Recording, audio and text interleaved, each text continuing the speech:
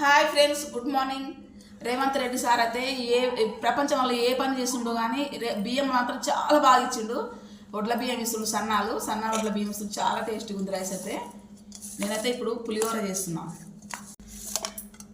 ఇగో దీంట్లోనైతే నేను శనగపప్పు, ఆవాలు వేసుకున్న, జీలకర్ర వేసి మంచిగా కుకింగ్ చేసినాను. కరివేపాకు, పచ్చిమిర్చి, పసుపు, చింతపండు గ్రేవీ ఆయిల్లో బాగా కుకింగ్ చేసినాను. ఇలా చేయాలి, ఉడికించాలన్నమాట, బాగా ఉడికించాలి. చింతపండు పచ్చిగా ఉంటే టేస్ట్ రాదు పులిహోర.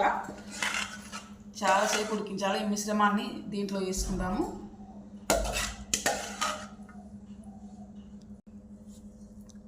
ఏ మాటకు ఆ మాట చెప్పాలంటే ఈ రైస్ మాత్రము సన్నాలు రైసు చాలా టేస్ట్గా ఉంది. రైస్ అయితే అసలు ఎప్పుడు కూడా రేషన్ బియ్యం ఇలాగా నేను చూడలేదు నా లైఫ్లో. ఇదే ఫస్ట్ సారి చూడటం. ఎంత మంచిగా చూడండి, చాలా టేస్ట్గా ఉంటుంది. నేనైతే చాలా బాగా తింటున్నాను. లైక్ చేయండి, షేర్ చేయండి, కామెంట్ బాక్స్లో కామెంట్ పెట్టండి.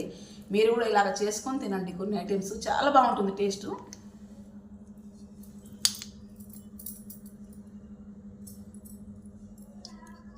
లైక్ చేయండి, షేర్ చేయండి, కామెంట్ బాక్స్లో కామెంట్ పెట్టండి.